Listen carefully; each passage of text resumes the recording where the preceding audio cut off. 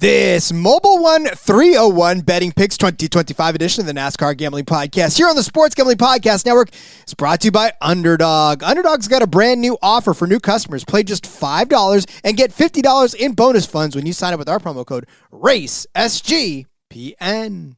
Driver, start your engine!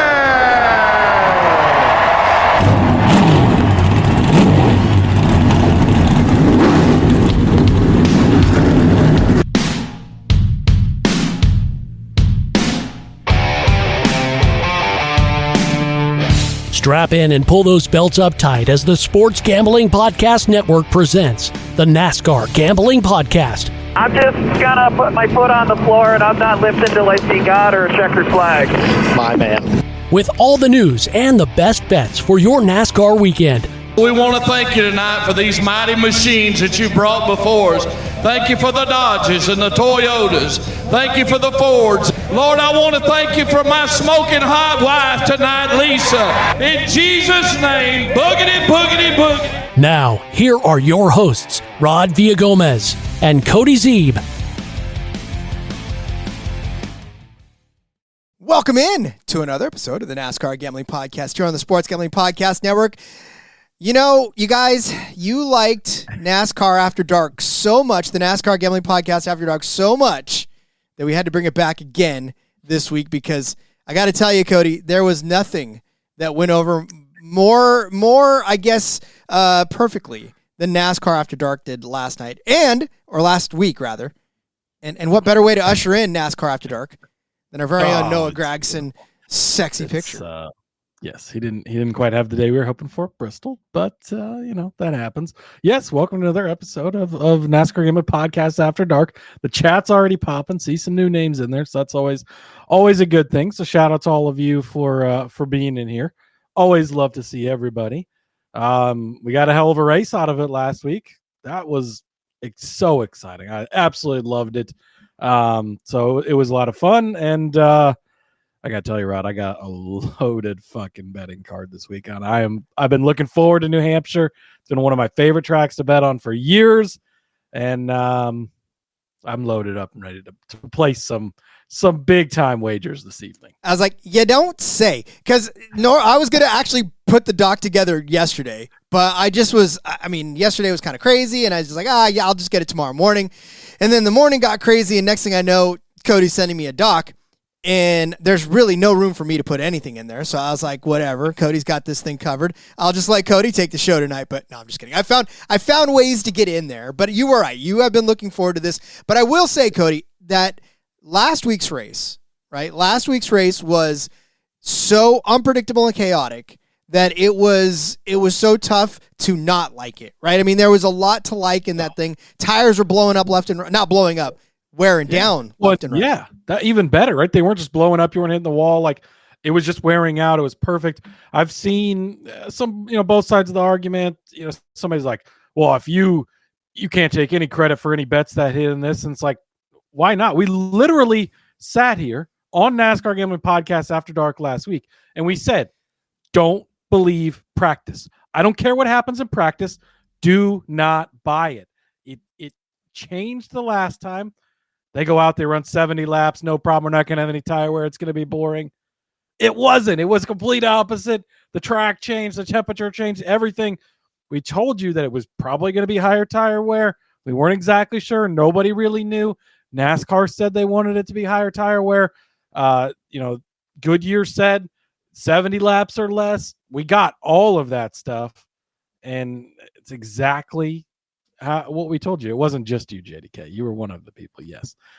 Somebody else said, you can't take any credit for this. And I'm thinking, no, we could definitely take credit for this because we told you this was going to happen. And really, that's what everybody said was going to happen. NASCAR said it was going to happen. Denny Hamlin was talking last week on Actions Detrimental that this tire, wore out a cheese grater or something is what he said. Like, yeah. So, granted, a lot of the stuff that happened in the race, we couldn't a few things. Rod predicted Christopher Bell, right? So did Marcus. Shout out to Marcus in the chat. Both of them got that pick right. We told you Kyle Larson was going to suck. Granted, that's at this point probably not something we should even take credit for, but seemingly we have to remind you guys every single week about Captain Shook. So, whatever. Yeah, and look, again, yeah, you can't take credit for it, but look, we told you who the drivers were that we were, focusing on that we thought were going to do well. And guess what? By and large, they did well. Christopher Bell, obviously winning the race. Denny Hamlin was a factor. Chase Briscoe was a factor. Brad Keselowski started to be a factor for a hot second in that race. All these guys. Really, down to the last caution there. Like, Keselowski looked like the man in the position. We gave him out 5-1. Bell ends up winning. You had him, 8-1. Briscoe had multiple chances to win. We had him on the card yet again last week. There was an AJ Allmendinger, top 10, goes out, sits on the pole. So, he's got the track position to start, obviously. I don't remember where he even finished. But John Nemechek has another good day. We mentioned that was going to happen. Even Zane Smith, Cody, who we just had him over 22.5, right? We just wanted him to finish better than 20. Dude was out there in the top 10, top 5, top 3. I was like, Jesus, I wish I would have gone a little heavier on Zane Smith, but I predicted he would have a good day, and he did. So you're right, Cody. We don't usually toot our own horn. Great racing. It was a lot of fun. And, it in many ways it was very exciting, right? I think we don't need the complete chaos like that every single race.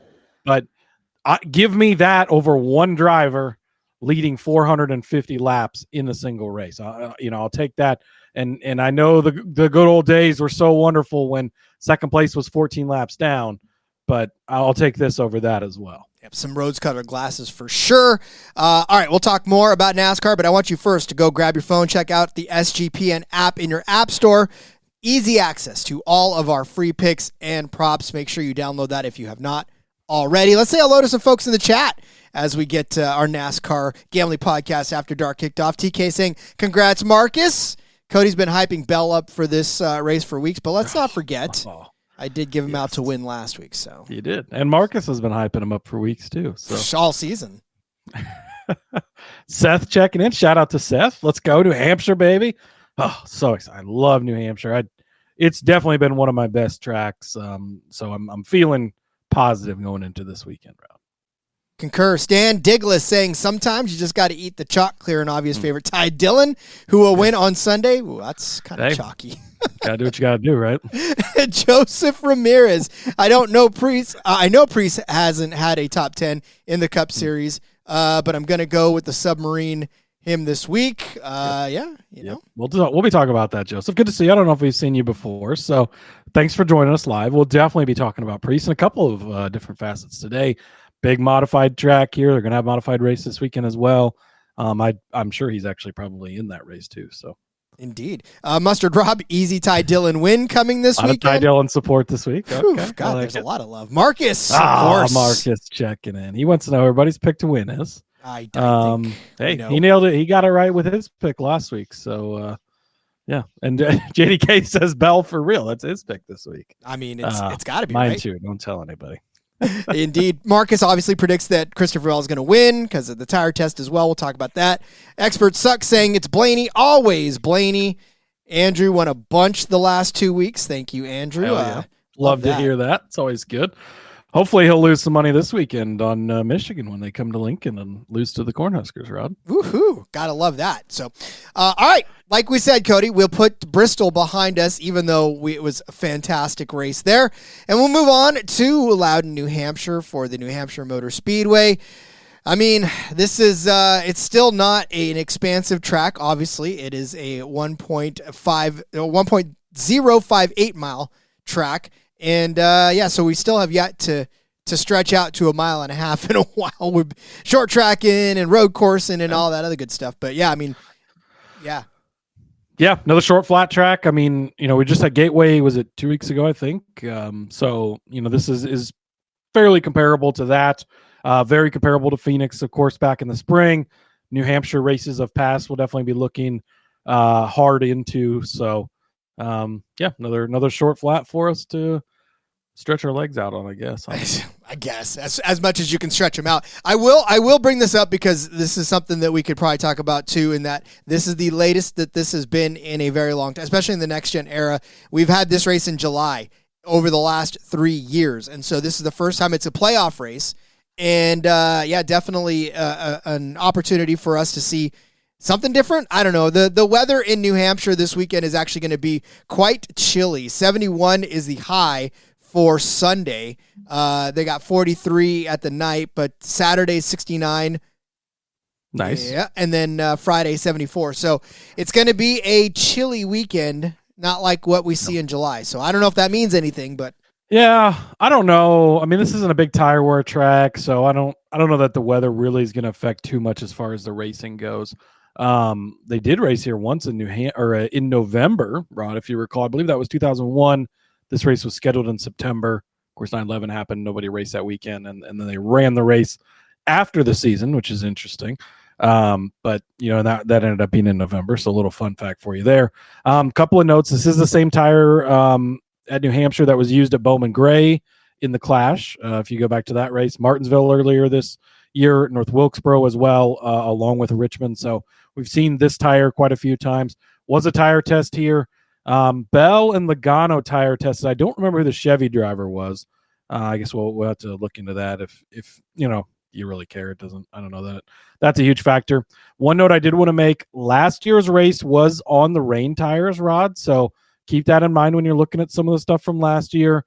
Still factor it in, of course, but it was a bit of a chaotic race. I want to say it was late in the race. They switched to the rain tires, and so that kind of changed some stuff at the end, definitely. So worth noting there. And then they gave them the option to change it back, right? And some of them did, and some of them didn't. That was the craziness where some stayed out of the rain tires. Yeah, I think it was kind of a crazy, because before they had been like telling you when you had to do it, telling you when you didn't have to, and then I think they changed it up. So it did end up being a bit of a crazy race. So, factor in last year's results, but don't completely, Josh Berry finished third. I don't know if Josh Berry's in your card, Rod, but not a guy that I'm wanting to really touch here. So we'll talk about that in a second. Well, maybe it is. Okay. Anyways. We'll talk about that in a second. Damn it. I did it again. It's okay. It's okay, Cody. This is why we do this. All right. And then there were 16. We have now, then there were 12 rather. There were 12. Then there were 12. Yes. Yeah, we did eliminate 4 drivers, Rod, from the playoffs. So if you're newer to this, I know the Experts Suck is in the chat here, and they're newer to the NASCAR world and how it works. So we've cut down from 16 to 12. So the remaining 12 drivers are still in the hunt. We'll have the next 3 races here. It's the same concept. If you win one of these 3 races, automatically locked in to the next round. And they've reset the points, right? So that's been a big topic, and I think we are going to see some changes next year. But Bubba Wallace was 55 points to the good going into the last race. All this stuff doesn't matter. You're reset to your playoff points. So Denny Hamlin is now the leader. Of course, he earned a bunch of playoff points in this last round that he carries with him. So he's 26 points to the good. I don't know if there's any mulligans left in this field, Rod. So you're going to have to go out and have 3 good races. By the way, it's New Hampshire, Kansas next week, big 1.5 miles, and then the Roval. So get that last road course action of the year in. William Byron, Kyle Larson are 24 to the good. Christopher Bell's 20 to the good. Blaney's 19. Chase Briscoe only 10 to the good. Chase Elliott 5 to the good. Bubba Wallace 1 to the good. Cindric -1. Logano -2. Chastain -2. Reddick -3. So that's how they stand going into this round. Rod, rapid reaction. What 4 drivers do you think don't make it to the round of 8? I don't know, but I'll get that in a second. Just we said goodbye to Austin Dillon, Shane Van Gisbergen, and Alex Bowman, and Josh Berry. We hardly knew ye, and now you're gone. That's okay. So much so that I forgot to mention them. It's okay. Who do I think is not moving on? I hate to say it, but Ross Chastain won't be moving on. I think Austin Cindric's time is done. If I had to pick between Bubba and Chase, I don't. Okay, look. So for me, my round of 4, or my next one consists of Hamlin, Byron, Larson, Bell, Blaney, Briscoe, Elliott, Wallace. Oh no, I'm sorry. Larson, Blaney, Elliott, Briscoe, or I had SVG, so that's not going to happen. But Bell, Byron, and Hamlin. So essentially, I'm taking out Wallace. I'm taking out Logano, and I am taking out, well, I guess Cindric, because I had Dillon in there, so I'll take out Cindric. Yeah, I don't have pulled up in front of me who I had in my bracket, but I think Ross Chastain's out this round. I think Cindric is out this round. I think Logano's out this round. And, not to be too chalky, but honestly, Tyler Reddick, these are the 4 guys that come in below the cut line. I think they're the 4 guys below the cut line for a reason, and barring somebody above them having catastrophes, which is going to happen because that's how the playoffs work. I think those are the 4 weakest links right now. And Bubba Wallace, I think you could question, but they've been running really well. And Kansas has been a great track for them. You could potentially say that about Reddick, although generally speaking, not been good on mile and a half this year. But it's going to be an exciting round of 12 for sure. I mean, I didn't have Chastain moving on anyways, so I guess Andrew taking out Captain Shook. That was quick. Ooh, buddy. That was quick. I mean, hey, he's only got a 24-point cushion. 1 Shook race in here, and you're flirting with the bubble. So, I don't know. I don't know. Oh, and Chastain did the tire test, apparently, according to TK. So, shout out to him. Not really even all that. I mean, again, I'll talk about him in a second, but I still think this may be the best opportunity he has to have a good race, and then maybe the next 2 races are just not going to be very good for Ross Chastain. So we'll have to see from there. All right, let's start talking about New Hampshire, and we will do that. But first, let me tell you about our friends over at MyBookie. We're brought to you by MyBookie.ag. MyBookie is your place to bet on football and everything else. And, of course, if you listen to this show for 10 minutes, you know that I dig all the way deep. There's handball, there's floorball, there's kabaddi, there's all kinds of rugby. There's just all kinds of great stuff to bet on as well. The prop builder, second to none. Their motto is bet on anything, anywhere, anytime. There's easy deposit and lightning fast payout using cryptocurrency. Look, I gave you last week, I said that Baltimore was going to absolutely crush Cleveland, and guess what? They absolutely crushed Cleveland. I told you could take that line up to like 20, and believe you me, it happened. This week, they're giving you the Eagles and the Rams. They're giving the Rams only 3 points. They're underdog by 3 points. I just don't know that you can stop Philly at this point. They're riding high off of a Chiefs win. They're going to win by more than a field goal. This is definitely a trap spot. So Philadelphia Eagles -3 on the road, -120. Doesn't matter. They're going to push their way all the way to another win, and you can push your way to a winning ticket. Head to mybookie.ag, promo code SGPN for a 100% bet back bonus up to $500 for new customers. That's mybookie.ag, promo code SGPN. We're also brought to you by Novig. Novig is America's #1 sports prediction market. Since Novig is an exchange, you know you're getting some of the best prices in the market. Novig's available in 35 or more states. Download the Novig app and get $50 when you spend $5 if you use our promo code SGPN. Get in on the action with Novig, promo code SGPN. Tell you right, in all those game previews, you get a very interesting perspective on a lot of these games. I love that my Quentin Johnston receiving total yesterday cashed on 1 reception, my friend. That was beautiful stuff. Yes, that was a great call by you. Huge. He's been pretty fantastic so far this year. So yeah, I do like that is a nice thing. If you've not paid attention or you don't know, Rod and I are we're splitting the duties for every preview for every single NFL game. So there's a separate article for each one. Rod does half each week. I do the other half each week. Available at sportsgamblingpodcast.com. We usually throw in a prop or two we like, pick a game, whatever. And yeah, it's kind of fun to deep dive into each game individually and specifically focus on where's the best prop in here. And I think we've both had quite a bit of success so far this season. So I love it. I do too. You know what else I love? Racing at New Hampshire, which is what we are set to do. The Mobil 1 301. This obviously not, and this is the first year for this sponsor, Mobil 1 301. Before it was like, well, last year we had wasn't it Crayola or Crayon or something? Crayola? It wasn't a crayon, remember? Yeah. But it wasn't the Crayon. It was the other Crayola or something. Yeah. No, last year was the USA Today 301. Before that, it was the Crayon 301, then the Ambetter 301, Foxwood Resorts Casino 301. It's been a lot of different things. Yeah, but this year, Mobil 1, big sponsor on Christopher Bell's car, so they figured, well, might as well just go to a track where he's going to get a win anyways and talk about him. So. Indeed. 301 laps on this 1.058 mile paved track for 318.454 miles at the New Hampshire Motor Speedway in Loudon, New Hampshire. No real surprises on the entry card, but some fun to look at, though. Yeah, none at all, actually. 36 entries. The open cars remain the 2311 front row cars, and that's it. So pretty straight up, pretty simple this week for the Cup Series. Well, then, I guess there is nothing more for us to do than to start loading up our cards, Cody. Yeah, I got a lot, so I'm going to get into it. I'm going to try to talk as quick as possible. Hold on, I'm getting comfy. That's right, Rod. I squeezed 3 head-to-heads into the first box. That's how many bets I have today, friends. So, rapid fire. We're going over to Bet365. These you get 2 matchups over on Bet365 that are super lopsided, and I don't completely understand why. Chase Elliott over Joey Logano at plus 160, and Brad Keselowski over Tyler Reddick at plus 140. So we'll start off with those 2, and then also the other one I'm taking is Chase Elliott over William Byron at minus 105. You can get that one over on Caesars. And somebody in the chat a little bit ago, where was it at? Had said, oh, come on, I just had it a second ago. Oh, here it is, Hunter. Fading Byron in every matchup he can find this week. I don't hate that idea. William Byron 0 for 7, finishing inside of the top 10 at New Hampshire. A little fun fact for you. So Chase Elliott over Joey Logano. We'll start with this one. It's plus 160 over on Bet365. Face value, looking at these, I think these are 2 fairly equal drivers.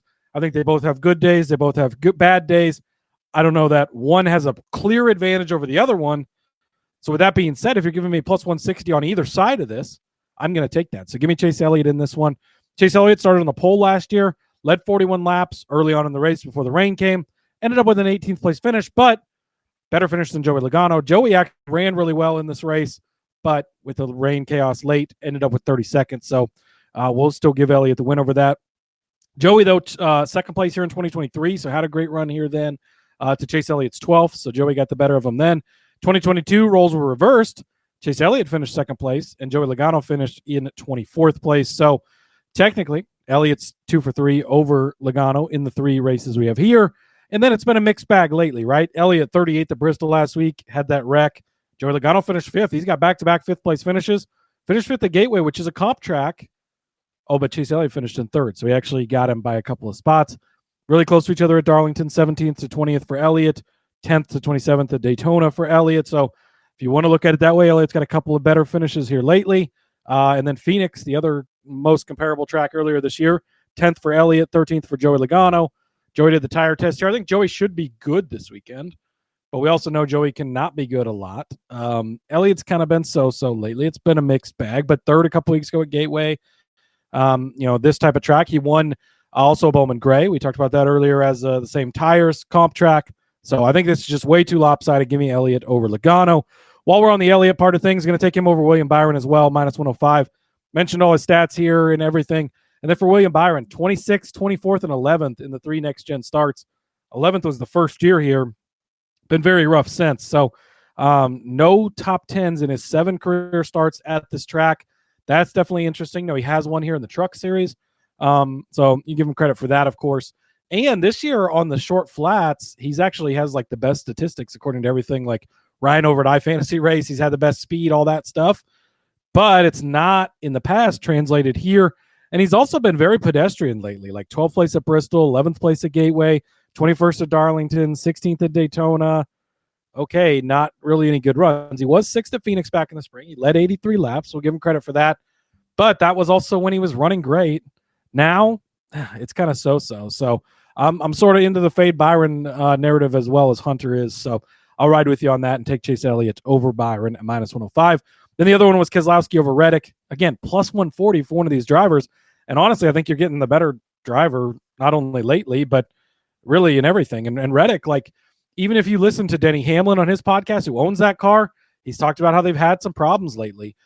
Door bumper clear, Freddie Kraft, who's the spotter for 2311, picked Reddick as one of the 4 drivers he thinks gets eliminated this round. Like, even the team is not buying into the 45 car being good right now. So how are we supposed to? I just don't understand. Now decent finishes, 6 and 6 here the last 2 years, which generally he's not a big short track guy. So definitely better finishes there. 21st in the first year. Keselowski was 28th in the rain last year. Okay, fine. 5th and 7th the other 2 years, though. So 2 for 3, finishing better than Reddick here. Also pre-next gen, a 3rd place and 1st place finish in 21 and 20, respectively. 12 top 6 finishes for Brad Keselowski here, so he's been really good. 2nd at Bristol last week. A little bit of a harder shove. He beats Bell there. I was definitely rooting for that because I had the 35-1 outright. To Reddick's 15th place, pedestrian. 17th at Gateway for Keselowski, one spot worse than Reddick, who was 16th. Darlington, that was Reddick's like one good race he's had lately where he finished second. 15th for Brad, 18th to 21st at Daytona. Richmond, if you go back a little bit ago, shorter track, flatter track, 9th for Keselowski, 34th for Reddick. Neither were good in the spring at Phoenix, but Brad was going through a lot at that point in time. So, I will take that into account. So plus 140 though for guy, again, even if you look at these guys equally, plus 140, I just feel like some of these are a little lopsided. So TK is bringing up real quick one idea for Byron. Doesn't this race usually take place during the summer slump months? That is true. So if that's my excuse, if William Byron's good this week, thanks TK.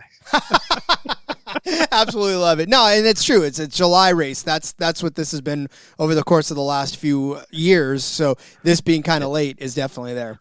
And the Experts Suck Sports Betting podcast has been burned a ton on Reddick this year. So they're in complete agreement with fading Tyler Reddick. 100% agree with you on that one. So, all right, I have a head-to-head to start out my betting card 2-1. It's Ross Chastain over Austin Cindric, minus 105. We just talked about the fact that both of these guys are fighting for their playoff lives. However, look, for Ross Chastain, it's just been one of those things where we keep saying it every time. Every time we start to talk about him, we're always like, wow, he always should just be so much better. And it's been rough for Ross Chastain over the last few weeks, right? 19th at Bristol, 24th at Gateway, and 11th place at Darlington, so that's cool. 19th at Richmond, 11th at Iowa. Some good finishes, but some not good finishes as well. Well, I guess the same can be said about Austin Cindric. 30th at Bristol, 19th at Gateway, 12th at Darlington, which, by the way, Ross Chastain 3 for 3 in beating Austin Cindric on those particular tracks. 5th place at Richmond was better than Ross Chastain for Austin Cindric in that one. But go to Iowa where Austin Cindric finished 12th and Ross Chastain finished 11th. Again, another mile track, right? Phoenix earlier in the season, Austin Cindric finished 19th. Ross Chastain finished much better than that, in fact, and finished in 11th place in that particular race. Some really good finishes, too, for Ross Chastain in the beginning of the season. 5th at Vegas, 6th at Martinsville, 7th at Darlington, 7th at Bristol, 2nd at Texas, right? 11th at Nashville, where you look at what Austin Cindric did later at Nashville, where he finished 18th. So, I mean, as much as it's been a disappointing season for Ross Chastain, Austin Cindric, were it not for his win at Talladega, would probably not be sniffing the postseason, right? So 19.8 is his average finish. Austin Cindric, 16.4. Ross Chastain. So if you want to just look holistically on the season, Ross Chastain has finished better than Austin Cindric. Well, what about this racetrack in particular?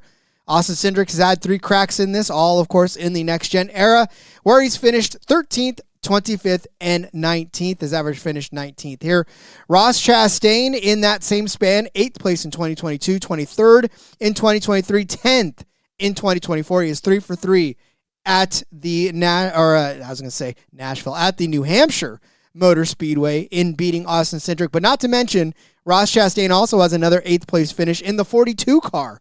Nonetheless. Now, a couple of 25th place finishes in the 15 car, but you just kind of toss those out the window because that definitely is not indicative of where Ross Chastain can run. So again, these guys, if you're giving me the lower juiced end of this on Ross Chastain over Austin Cindric, I'm definitely going to take Ross Chastain because, like I said, the upside for him is always, to me, better than Austin Cindric. I know Cindric is a Penske car. I know his teammates are fast. I know that he should be as fast as his teammates each and every week.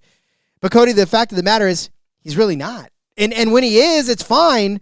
But by and large, he's just not. And you know, those other two guys definitely dwarf him. Whereas Ross Chastain, as much as it may not be impressive, he's still the fastest guy on his team week in and week out. So give me the upside of Ross Chastain over Austin Cindric at minus 105. Yeah, I like this. Chastain's been good at this track. He's good at this track type as well, and did the tire test here. So if you want to give him some extra points for that, I think this matchup is kind of a case of, hey, these are two guys both in the playoffs, so let's put them against each other. And I think that Ross is the better guy, and I think that I definitely trust him more here. I know that Cindric's been good at a track like Gateway, but even a couple of weeks ago, like he wasn't stellar at Gateway, like we'd seen him maybe be, last year when he got the win, or some of these other times that we've been there. So, I think Chastain's probably a top 10-ish car, and I don't know that I could say the same for Austin Cindric. So I'll agree with you on this one and ride with Chastain. Beautiful stuff. All right, you know what? Let's set up the rest of our betting card, and we'll do that commercial free. But to do that, allow me to tell you officially about our friends over at Underdog Fantasy. Underdog is also a great place to play Fantasy Pick'em, where you can win up to 500 times your entry. Simply pick higher or lower on your favorite player stats. It's available for a ton of sports. Don't believe me? How about the Disc Golf Pro Tour? That is where I am going, where I'm going to pick Evelina Salonen. Right? She is a Pro Disc Golf Tour player. Her finishing projection for this Green Mountain Championship on Thursday is 5.5.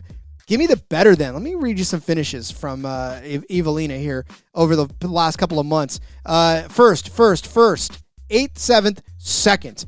So a couple of rough weeks, right? I mean, those happen. Sometimes your disc goes a little errant. Sometimes you're throwing when you should be putting, whatever it is, right? So, give her the benefit of the doubt. She'll jump back up to the top and finish better than 5.5 on the tournament. Evelina Salonen, mark it down. Disc Golf Pro Tour over there on Underdog. Underdog's got a brand new offer for new customers. Play just $5 and get $50 in bonus funds when you sign up with our promo code RACE, SGPN. Rhythm, the NFL's back, baby. It is back with a vengeance. And you can use us, and Rhythm has introduced a new leaderboard with weekly cash prizes just for tracking your bets in the app. Track 5 bets of the same type from any model you build, and you could win $1,000. Let's talk about a prediction that I'm seeing right now. Falcons-Panthers. The model is predicting 43.5 total points, which I'm going to go ahead and say that that's pretty much under whatever they're predicting. So I would go with the under on this one. We saw the Falcons just come out flat, and we know the Panthers are definitely flat. So 43.5 points is what Rhythm is predicting. I think that's going to be under, so let's just jump on the under. Use promo code SGPN25 when you download the Rhythm app for 25% off of your first month. Download the Rhythm and use promo code SGPN25. One thing that's not under is Bijan Robinson's anything, man. I went up against that guy. So that league that I'm in, where there's like 16 copies of players and, you get to steal if you... Derrick Henry fell flat for me last week. Nico Collins fell flat for me last week. He got a touchdown pass, but that wasn't enough. I lost Nico Collins in that league because that's the guy that got stolen from me. Nico Collins, not a good day, but just enough to once again beat me by less than 1 point in our Pirate League 2 weeks in a row. Who got stolen from you? Christian McCaffrey. Oh, so wow. I've now lost Christian McCaffrey and CeeDee Lamb and missed out on opportunities to get Justin Jefferson. And I think I would have probably taken Tucker Kraft this week. So, those 4 players could be on my roster if I had had 1 point swings 2 weeks in a row. I protected Derek with a first-round pick. That's what I ended up doing, which I probably should have just protected him and Nico and just had no draft picks next year. But, oh well. Here we are. Yeah. Shit happens. I need something for later down the road. All right, Rod. On to more NASCAR bets because we got a lot of them. So we're going back to old reliable. Chase Briscoe, top 5, plus 140. We're just going to keep betting this each and every single week because they keep giving it to us. ESPN has this. I believe you edited this pick for me. So thank you very much. ESPN, plus 140, a great number over there. Look, man, he's been good. 6 of the last 10 races this season. Different track types, all this stuff doesn't matter. Just gets top 5s. He was looking really good again last week at Bristol. Had a chance to win that one late. Tire thing didn't fall his way at the end, ends up 9th. That's fine. That was after he started 31st, and everybody, the sky's falling, the ceiling. No, he goes out and leads. I think the second most laps to his teammate Ty Gibbs. I'm pretty sure it was actually. And has a great day. Don't be concerned with Chase Briscoe because he's good. Oh, by the way, second place finish here last year in much lesser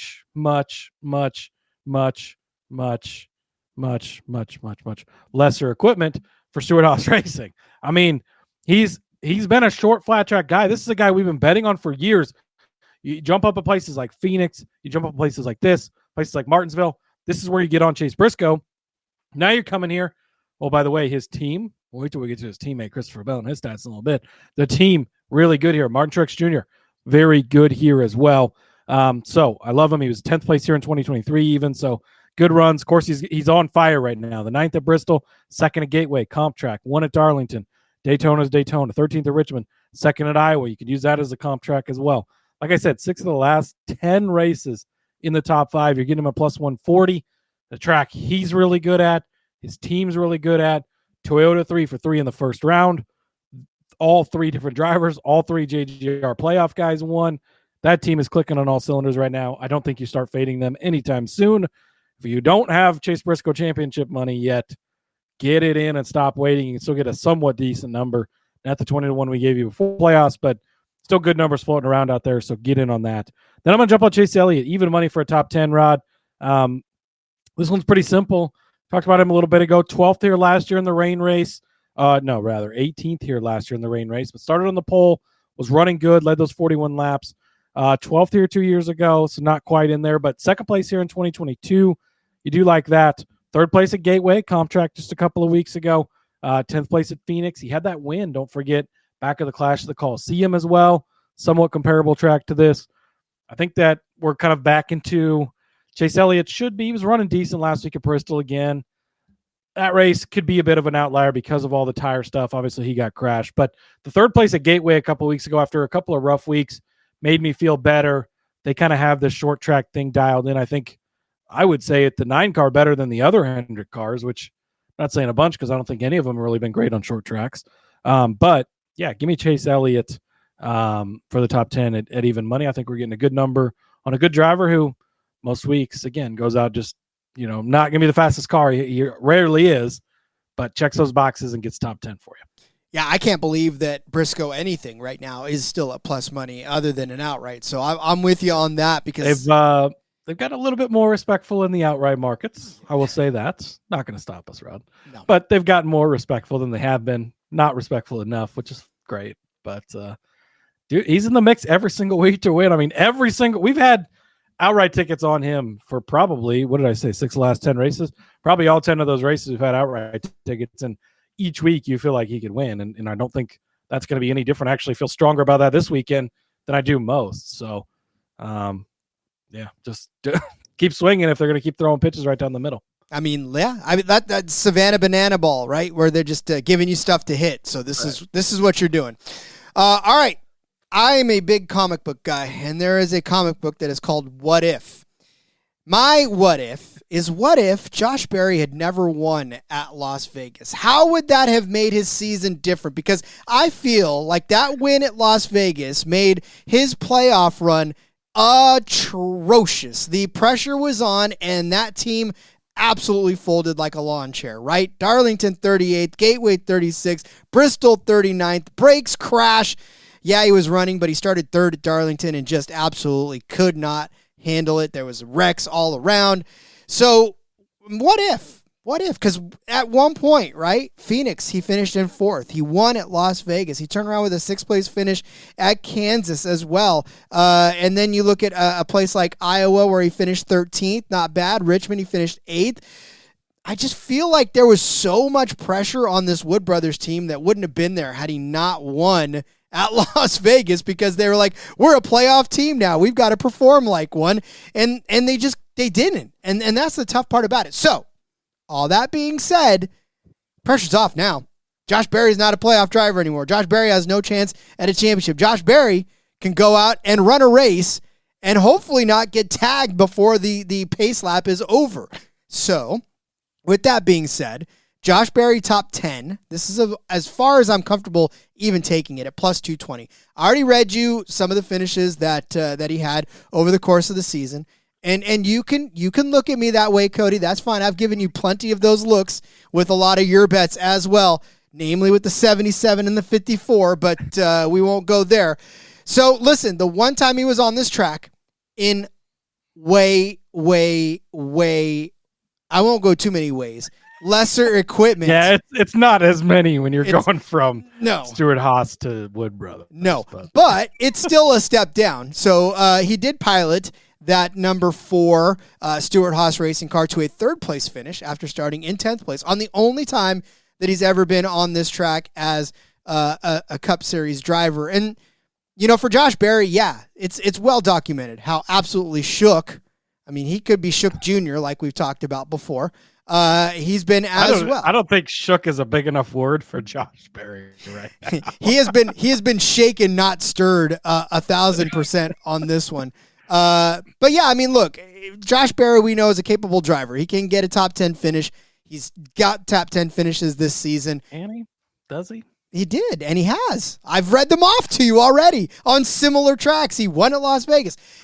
Like I said, the pressure's off. Josh Berry could just go run a race and hopefully not run into anything or anybody on his way there. Plus 220 for Josh Berry. Like I said, he finished third place here last year in his only run in a track in a 4 car that was going out of business. I think if he could just settle down, stay away from all of the red turtle shells that are coming his way, he'll be fine. So maybe it's the tropical IPA talking, but I like Josh Berry this week for a top 10 at plus 220. Yeah, I'd like to offer you my thoughts and prayers if you place this bet. That's fine. We should get like plus 1,000 for him to see the end of the first stage, I think. I don't know how you can. Third last year, yeah. Rain race too, asterisk.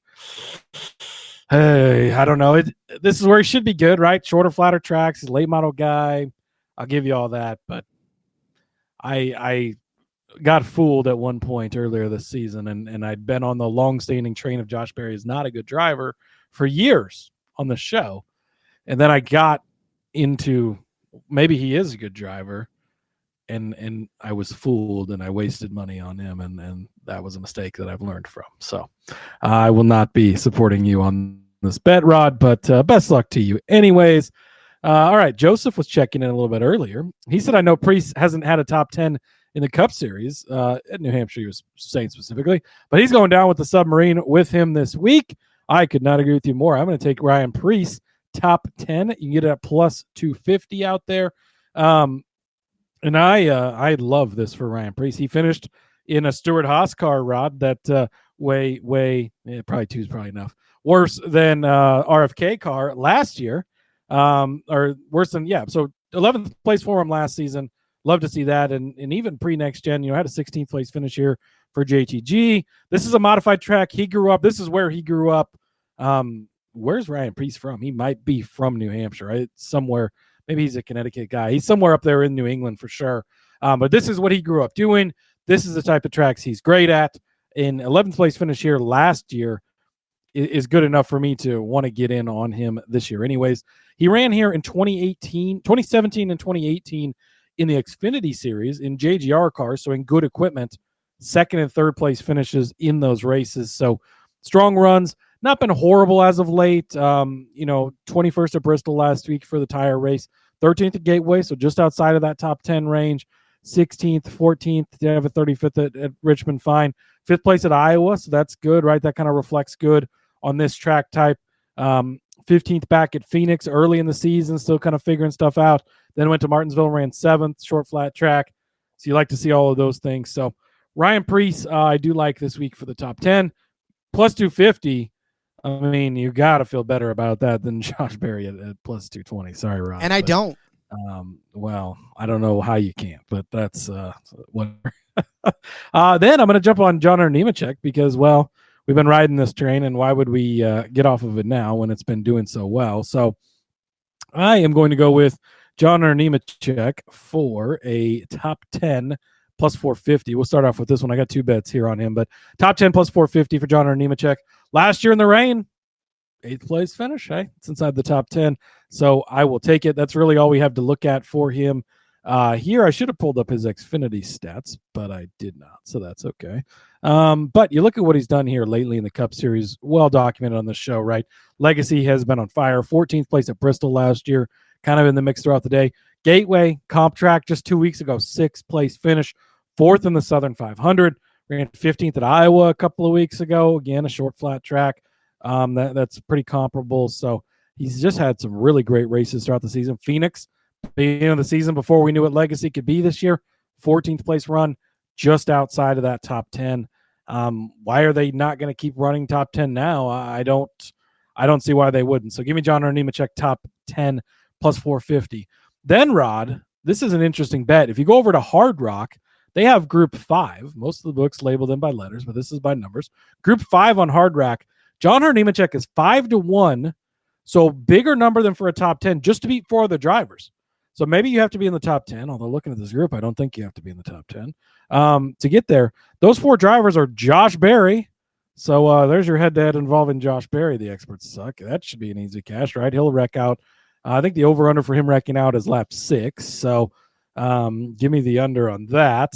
Alex Bowman is in this, no longer in the playoffs. He's been eliminated. What is he still going to have left in the tank? What's he going to do? Who knows? But you look at his average finish here in the next gen era. Sorry, I gotta scroll a long ways.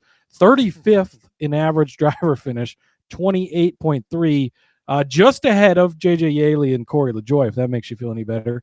He is behind Ty Dillon and Kaz Gralla, so I don't know how that makes you feel. Not over scared of that. And then Austin, that's the name I was looking for. Austin Dillon is the other driver in this group. And he's not much better. I mean, 30th in average finish, 21.7 in the next gen era. Now Nemechek is 8.0 because he's only got one start in the next gen car year. And it was the rain race, so I'll give you that. But the way he's currently running, just to beat 3 guys that are all pretty subpar. I mean, Barry's been horrible lately. There's no denying that, right? Maybe he'll run well. Maybe you catch the top 10 on him, fine. Austin Dillon, take it or leave it. Who knows when he's going to have good weeks or bad weeks. And Bowman right now. Oh, and by the way, sorry, extra resources. You don't get them anymore. We have 3 other Hendrick cars. We're trying to get to the next round of the playoffs now. So you're out there. So give me Nemechek top 10 at plus 450 and Nemechek group 5. That one's over on Hard Rock at 5-1. Just a crazy.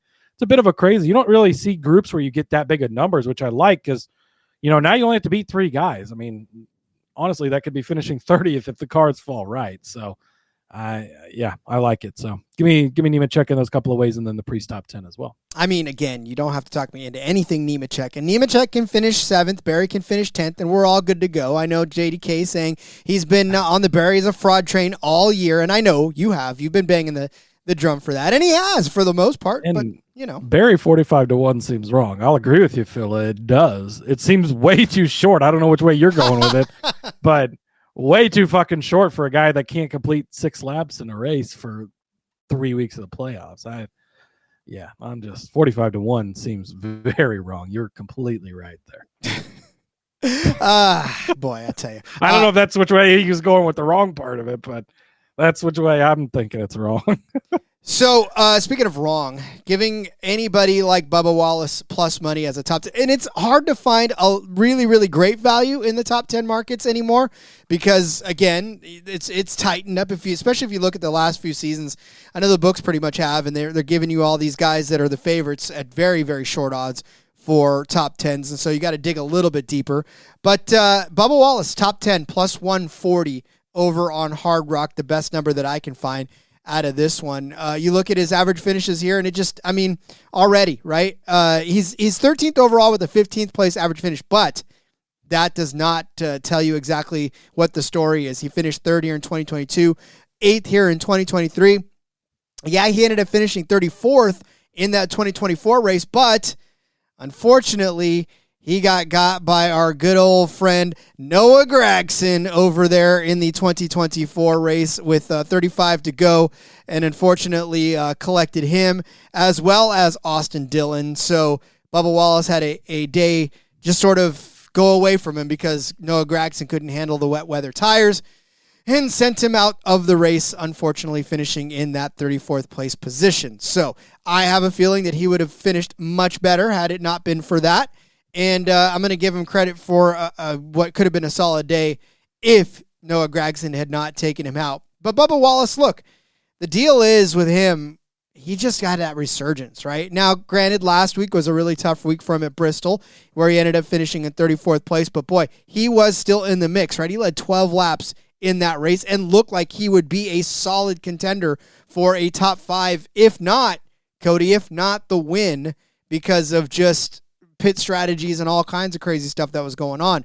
But 8th place at Gateway, 6th place at Darlington, 1 at Indy, 6th at Iowa, 7th at Dover, right? Some of these tracks. 6th at Nashville, a 3rd place at Martinsville, 3rd place at Homestead. I mean, Bubba Wallace should not be plus money for a top 10. He should be respected a lot with the rest of the guys that have been out there doing it. Maybe, just maybe, the books are looking at the fact that he didn't finish well here last year. Maybe they're looking at the fact that he didn't finish well last week. So this is where you jump on that opportunity to almost double up on your money by taking a guy like Bubba Wallace who, look, these Toyotas have been fast. They've been very fast for the most part all playoffs long, obviously with JGR doing most of the heavy lifting. But, you know, Reddick and Wallace more than Reddick, have been doing the lion's share of their work. Legacy is also picking up the pace quite a bit as well. So with all these Toyotas running fast, I mean, that's a lot in the top 10.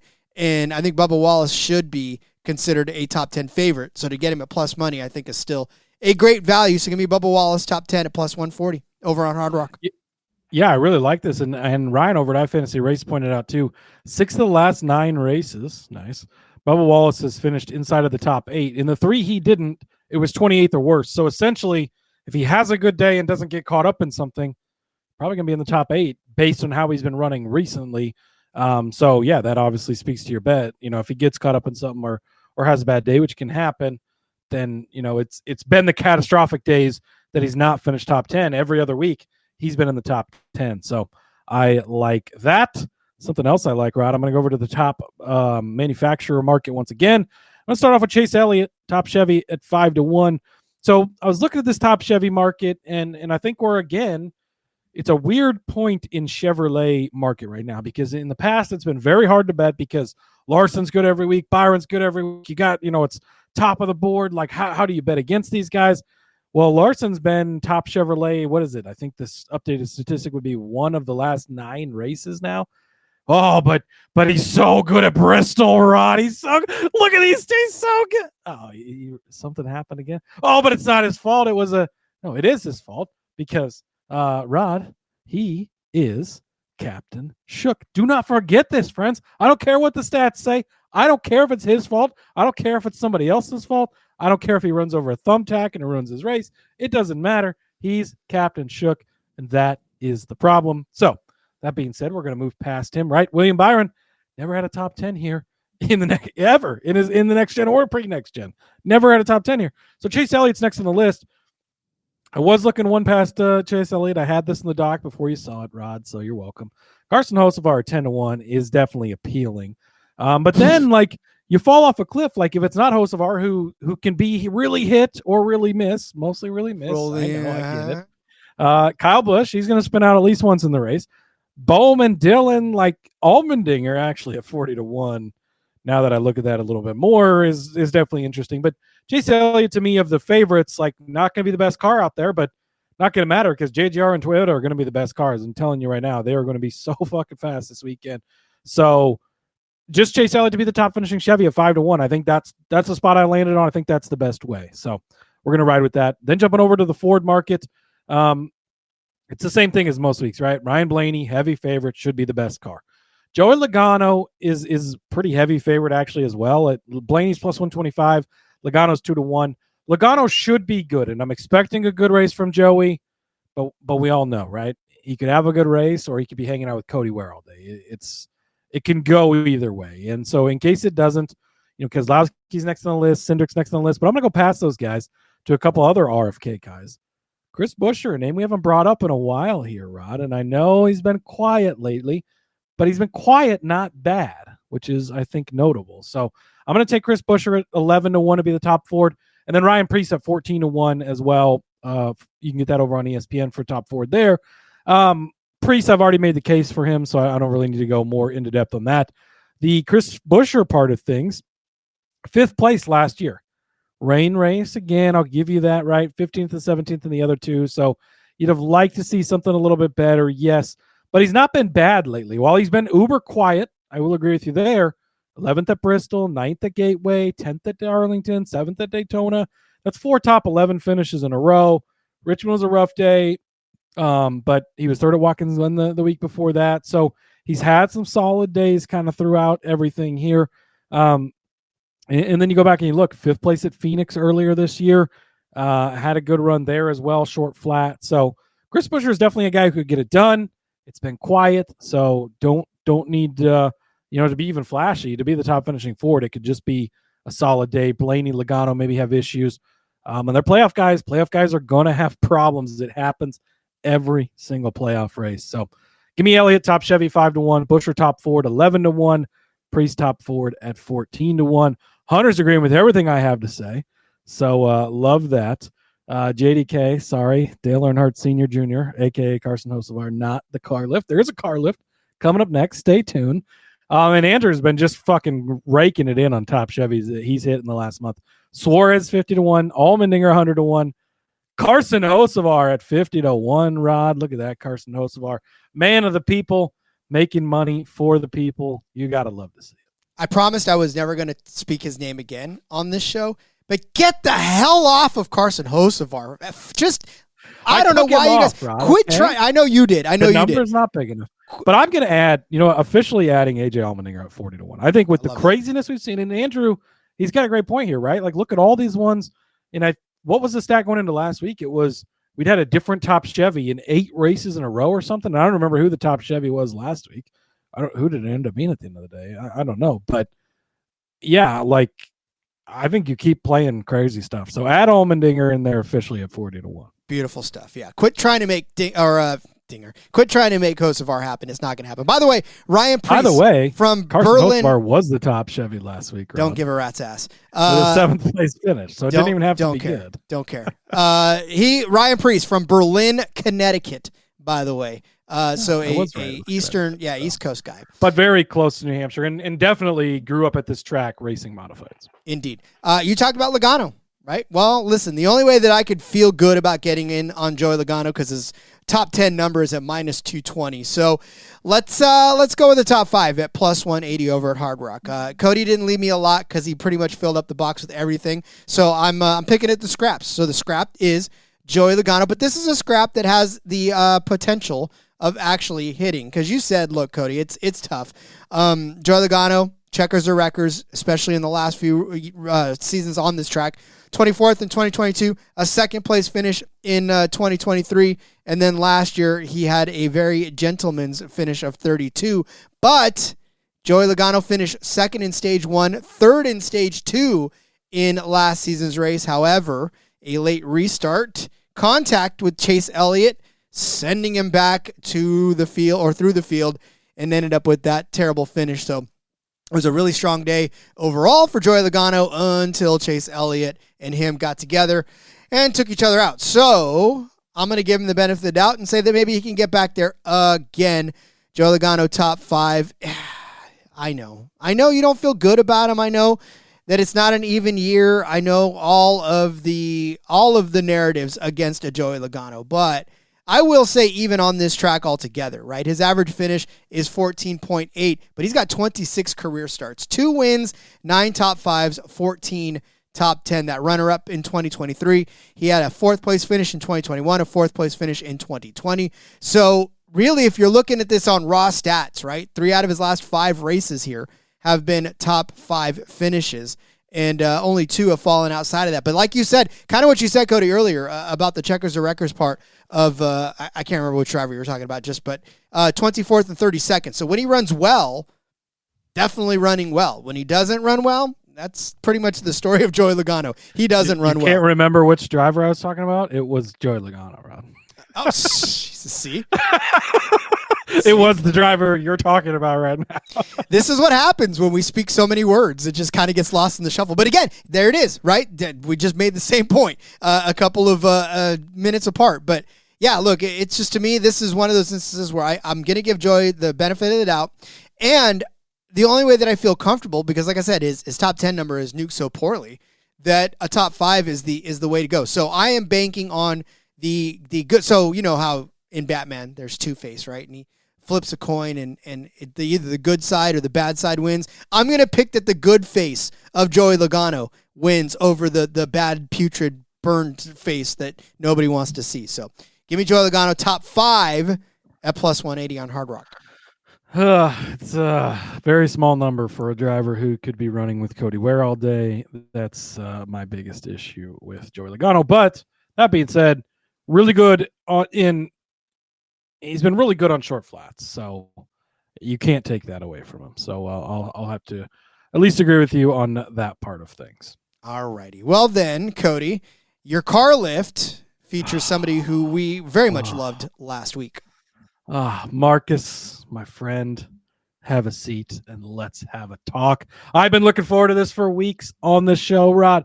This is Christopher Bell week. Happy Christopher Bell week to all of my friends out there and non-friends. I don't care who you are. It's Christopher Bell week. We are taking Christopher Bell car lift. How do you car lift the favorite in the race? Well, you do it like this, Rod. We're going to take him, first of all, sit on the pole, plus 375. That's going to start the weekend off very nicely. We're going to take him to be a top 3 finisher at minus 125. We're going to take him to be the top finishing Toyota, plus 150 on ESPN, and win the race, plus 330 on DraftKings. This is Christopher Bell week. This is Christopher Bell Motor Speedway. They should officially change the name. Remember when Jimmy Johnson won 10, 11 races at Dover? That is what Christopher Bell does at this track. He is fucking amazing here. Last year, starts in 4th place, leads 149 laps, wins the race. I don't remember what happened in 2023. That was a Monday race. Was this the race where it rained on the first lap and multiple drivers wrecked out or so? I don't remember what happened.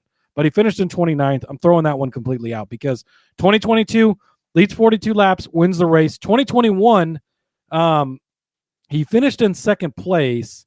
And he was running down, this is crazy race, running down Eric Almirola as laps were winding down. There's no lights at New Hampshire, though, and they had started the race late because of rain.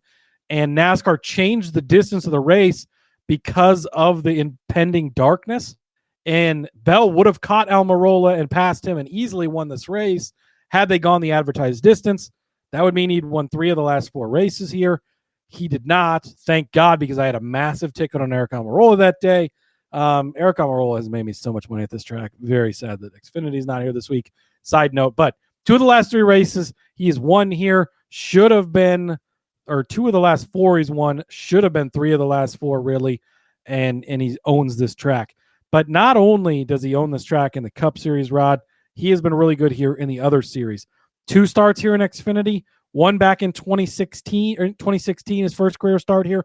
2nd place finish to William Byron in a Kyle Busch Motorsports truck that day. Comes back in 2017, sweeps the stages, leads 73 laps, wins the race. So a 2nd and a 1st in his 2 Truck Series starts. 4 career Xfinity Series starts here, Rod. How many wins do you think he has in 4 starts? 4. Fucking 4. He has won every single time. 2018, 2019, 2021, 2024. Led 93, 186, 150, 143. He is so fucking good at this racetrack. Do not sleep on him. This isn't the week it changes. This isn't all that stuff. Oh, and by the way, he won 3 races in a row earlier this season. Sure, he'd been slumping lately, but he just fucking won last week. He's pissed off. He got on the team at the radio.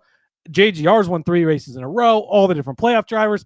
Everything is lined up for this to be the perfect Christopher Bell race. I will fucking unload on Christopher Bell this week. If I lose, I lose, but he is so good at this track. If you don't want to bet on anything else, just go bet on Christopher Bell to win this race because this is his race to lose by quite a bit. He should be easily the best car. He is the best driver on this track. And I don't know that there's anybody I feel this passionate about at any other track throughout the entire season. I save him in all my one and done pools. Everything I do will be Christopher Bell this week, and it pays off way more than it does not.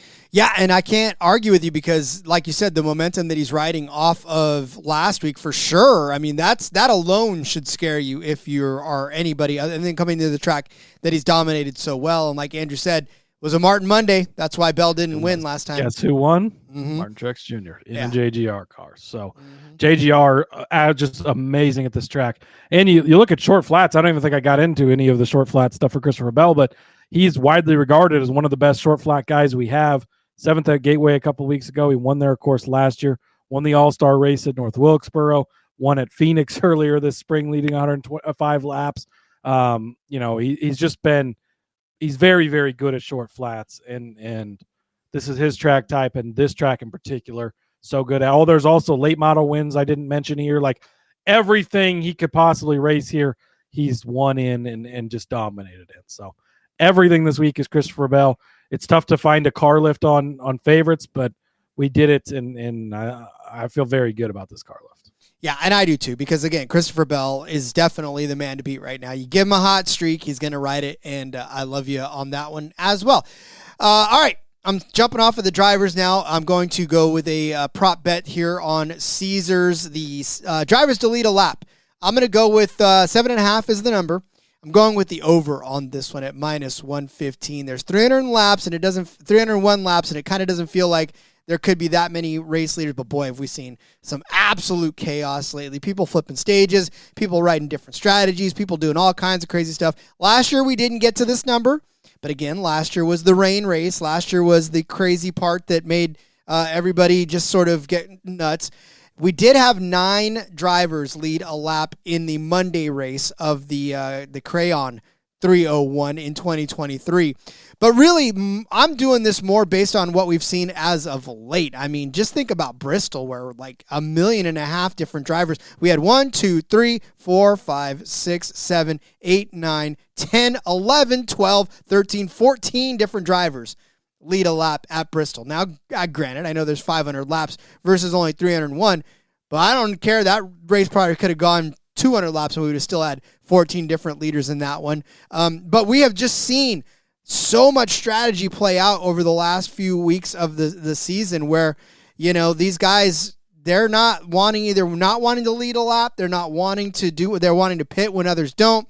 So many different strategy calls for tires, for who's coming in, 2 tires, who's staying out, right? I mean, we even saw drivers that I don't think should have ever led laps at any track, let alone Bristol, lead laps last week, and because of strategy. So there's been a lot of strategy lately. There's been a lot of people doing things that just to get stage points or to get the win. That 7.5, it seems like a lot, but lately it does not seem like a lot. 8 drivers to lead a lap. This one's at -115 over on Caesars. Like I said, with all the craziness that we've seen, with all of the cautions that we've seen, and just all kinds of crazy stuff, I think 8 drivers are going to lead at least 1 lap in this race. It's going to be the over 7.5 drivers to lead a lap, -115 on Caesars. Yeah, I don't know. Christopher Bell might be like Jeff Burton and just lead all 301 laps, but maybe not. He could. But again, right, we've seen so many strategy calls that it just doesn't, Yeah. Strategy stuff. I think that you will definitely get some different leaders. Of course, Christopher Bell will lead the most important lap. That's all that matters. But I do think that we will see some stuff that gets other guys in there throughout the day. All right. Well, if it's not Christopher Bell, Cody, you got a couple of insurance plays. Who are they? Yeah. I mean, it is Christopher Bell, so you probably don't need insurance, but yeah, it's always good to have just in case crazy stuff happens, right? So Chase Briscoe's 8-1 on ESPN. I think that Chase Briscoe is the only driver in the field who can beat Christopher Bell if Christopher Bell doesn't have a problem. I truly think the only way that Christopher Bell loses this weekend is something goes wrong, right? Whether it's pit road, whether it's mechanical, whether it's a wreck. I think that otherwise he is the hands down best car, best driver. He will win this race. Chase Briscoe, I think, is the 1B to his 1A. Second place here last year. Martin Truex Jr. that win a couple years ago. This car's been good here before. Same rinse and repeat, right? We talk about it every fucking week, and it's right every week. We're already taking the top 5 on him earlier in the day. 8-1, I think, is still a good number. They're starting to adjust. They're bringing his numbers down, right? But I think it's a good one. And then Ryan Preece is going to be my Eric Almirola bet this week. 60-1 on MGM. Eric Almirola was always a good bet to have, a long shot guy. He paid off in that 2021 race, where he ended up getting that win. And Preece at 60-1. I think that he's the type of guy who could put it together. A track, home track, right? I think it was Hunter that mentioned that a couple minutes ago. And if it is going to be a long shot guy, I think he's worth a dabble. But again, Christopher Bell plus 330 on DraftKings. Don't hesitate. Don't wait for the number after qualifying. It's not going to get better. Just take it now. And I don't care how steamed down it is. It is so worth it at the number. Just take Christopher Bell this weekend. TK trying to bait me. JGR is so strong as a team. Even their non-playoff driver was great last week. Yeah. Which driver is that, Ron? Who in the playoffs? So I had this in my box. Gibbs led the most laps, I think, in the race. Look good again. I thought I tried. So Gibbs fans, I tried, guys. I tried to denounce him at the end of last week's show. I threw it out there. Everybody's like, "Oh, he's off of him finally," and I'm like, "Oh, it's working perfect." He comes out. I'm like, "He's gonna win this fucking race." And it didn't quite work, but we got close. So I tried for you, my fellow Gibbites, my fellow Giblets. So listen, I said I was never going to do this, but I have to renege on this because I have to speak my piece on this. Great drivers do great things. The only reason that he led as many laps as he did is because nobody wanted to push the pace. Don't even want to hear about it. Don't even want to hear that. No. Give me a second. You learn to take care of your stuff. You don't go balls to the wall ever. He finished in 10th place because he blew a freaking... No. Everybody blew tires. Yeah, but because he missed pit road. No, it's because he missed pit road because he couldn't slow down. But that's not because he didn't take care of the tires. No, that's because he went out and ripped himself out. He couldn't get down. He didn't know how to drive his car. All right, I'm done. I'm done. Problem. I'm done. The guy, nobody deserves as much airspace as we give him anymore. All right, my last box, I just hope everyone has a good race. That's what I put. This is funny. That's what I put. They're all gonna who runs second to Christopher Bell is the question. Exactly. So I'm giving up because you've already given out Briscoe, which I think is a really good bet. And you already gave out Bell, which I think, like you said, is probably the bet of the day. So my long shot is just Bubba, 25-1. I mean, look, Bubba Wallace. We talked about how competitive he's been. I talked about him as a top 10 bet, and I feel like again he's pushing the limits of now he's at the bottom again of the playoff standings. So there's a little added pressure on him to get a win in advance, right? And we know Toyota's going to be good. So maybe they take the chance. Maybe they do the pit strategy that ends up winning them the race. Maybe they stay out when everybody else comes in. Maybe they come in when everybody stays out. However it happens, it's going to happen that way for Bubba Wallace. And I think 25-1, they don't want to worry about it. They don't want to go into next week or even the Roval having all their hopes pinned on a good points day.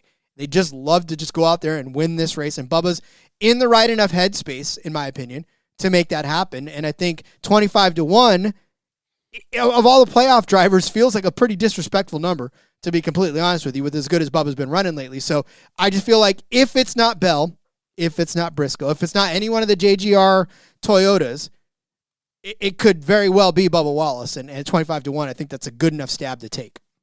Yeah, I completely agree with you. He's been on fire lately. I'm not going to fade that at all. He's looked good. Toyotas look good. JGRs look good. There's definitely crossover there. I think the number, he's worth a stab as well. And maybe he'll finish second to Christopher Bell. Yeah, again, I mean, look, if you can get a second place finish, then I'll go with that as well. TK, thank you. I know I'm completely right. And Andrew loves your nickname now, which forever will be the Giblets. We might have to stick with that. I think that maybe. JDK for our Canadian friends, or I don't know where else Bet99 is, but if you get that, plus 335 for Christopher Bell. So jump on it before it gets down. I've seen it's lower on some other books, and I think people are going to be hammering it this week because he's been so good here. But I'm telling you, like, of all the weeks, this is the week to take the favorite. And I've been telling you for weeks that I didn't care what he looked like. I didn't care what the number was because it doesn't matter.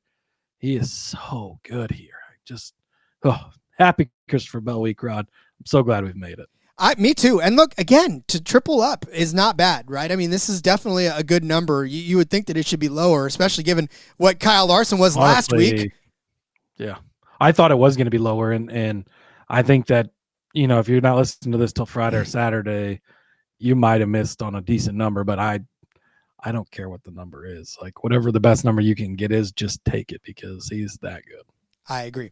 All right. Well, I guess it's time. I'm over here shaking my fist at the clouds now. So old man's got to go to bed. This after dark session turned dark real quick. Get out your pen and paper. Time to go over our bets for this Mobil 1 at 301 from the New Hampshire Motor Speedway. And for those of you on YouTube, get your little screenshotty devices out and let's go to it. I gave you Ross Chastain? Ross Chastain over Austin Cindric. Not only do I need to go to bed, I need to get my eyes checked. Ross Chastain over Austin Cindric. We're going to have to fire the intern who made this graphic. That intern is toast. Ross Chastain over Austin Cindric minus 105. Barry top 10 at plus 220. Wallace top 10 at plus 140. Logano top 5 plus 180. Drivers to lead a lap over 7.5 at minus 115. And Bubba Wallace to win this race at 25-1.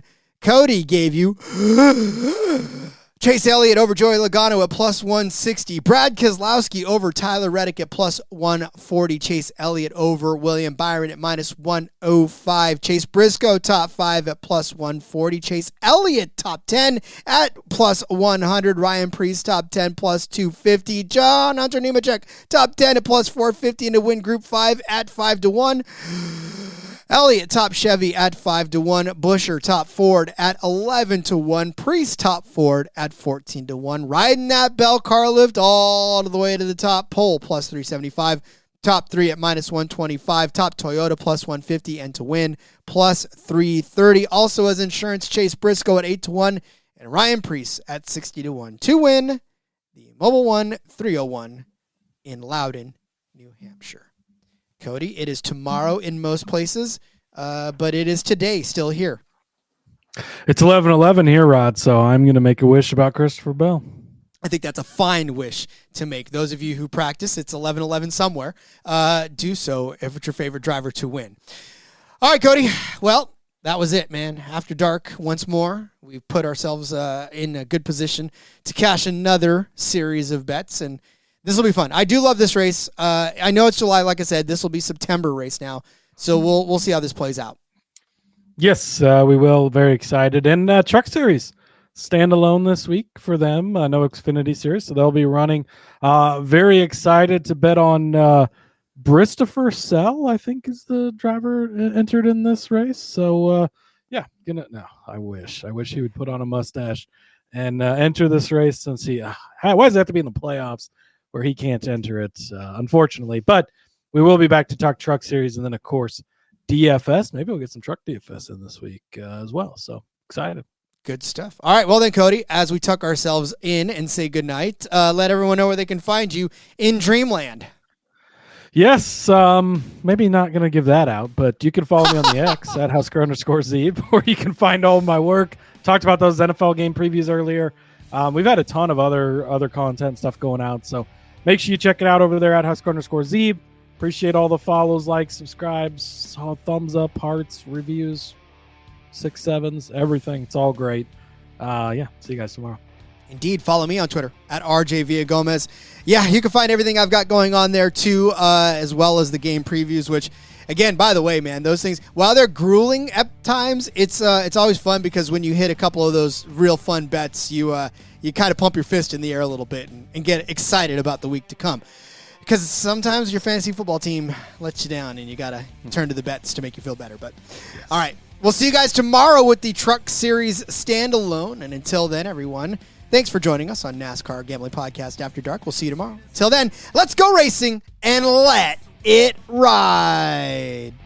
The darkness, there is light and